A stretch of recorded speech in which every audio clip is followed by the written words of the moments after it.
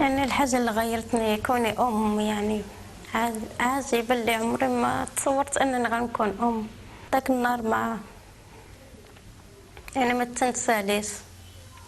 Petit extrait du documentaire Chouma qui sera diffusé ce week-end sur Alsace 20. Nous sommes là pour parler justement du droit des femmes. Je vous présente mes invités. Josiane Peter, bonjour.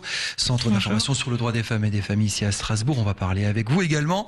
Zouher Chebal, bonjour. Vous êtes le réalisateur de ce documentaire que nous avons le plaisir de diffuser ce week-end. Un petit mot avec vous. Tout d'abord, Chouma, la honte. Vous avez tourné un grand documentaire sur la condition des femmes au Maroc. Qu'est-ce que vous avez voulu montrer?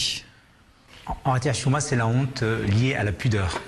Donc, et c'est pas un film sur la condition des femmes au Maroc, c'est un film sur la condition des fimères au Maroc, ce qui est encore différent. C'est quoi l'idée des fimères, justement? Les fimères, c'est souvent des jeunes filles mineures qui ont eu un enfant hors mariage, ce qui est interdit par la loi.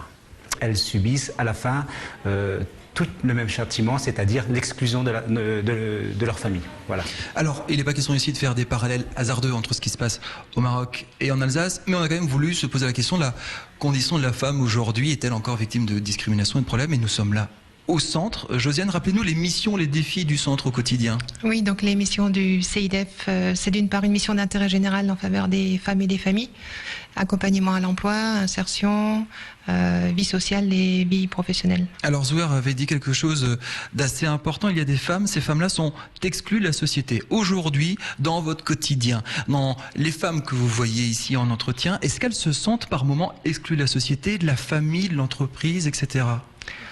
Ben oui, d'une certaine manière, on peut dire elles se sentent... Peut-être pas avec les mêmes causes, mais non, quand même. des causes différentes, mais il y a un isolement qui est certain. Je pense aux familles monoparentales. On a beaucoup de femmes en situation de grande précarité, effectivement. Ça, c'est très important. Avec la crise actuelle, c'est encore augmenté. Et puis, on a aussi des femmes qui sont victimes de discrimination sexiste, de violences psychologiques, physiques, économiques. Ce qui est intéressant, Zouher, c'est qu'on est censé être, nous, en France, une société occidentale, moderne, évoluée, et il y a encore des problèmes de discrimination chez les femmes. Au Maroc, ils partent d'un petit peu plus loin. Est-ce que vous sentez que ça évolue quand même, ce droit des femmes, cette considération de la femme? Pour tout dire, oui, parce que le Maroc est un pays un peu particulier dans le monde arabe. Il a toujours voulu être comme ça un précurseur de nouveaux droits donnés aux citoyens.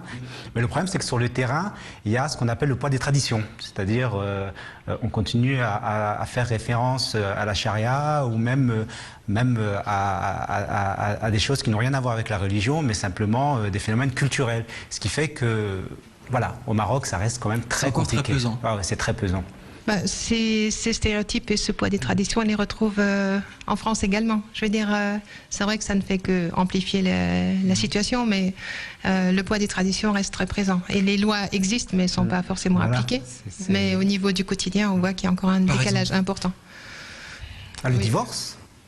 Oui. Au Maroc, le divorce est équivalent au divorce français, c'est-à-dire que les femmes aujourd'hui, depuis surtout 2004 où la loi a beaucoup évolué, les femmes ont le droit de divorcer, demander le divorce, obtenir les droits des enfants, rester dans l'appartement, mais sur le terrain, voilà, et la répudiation se fait encore énormément, c'est-à-dire que la femme est chassée de la maison sans rien du tout et donc elle se retrouve soit clochardisée, soit elle est obligée de retourner chez ses parents à la campagne.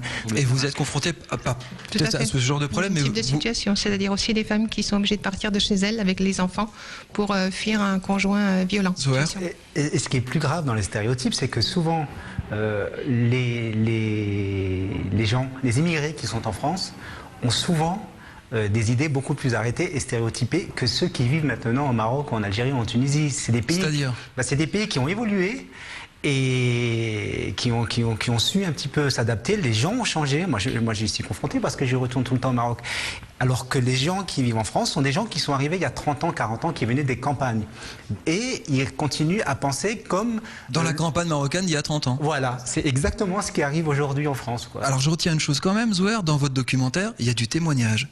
On parle. Il y a 3 jeunes filles qui témoignent, et des témoignages forts et durs face à la caméra, parce qu'ils veulent qu'aujourd'hui, on dénonce, on reconnaisse ces Ouais. situations. Il y a beaucoup de choses qui sont tues encore. Le viol, il y a très peu de femmes qui portent plainte par rapport au viol.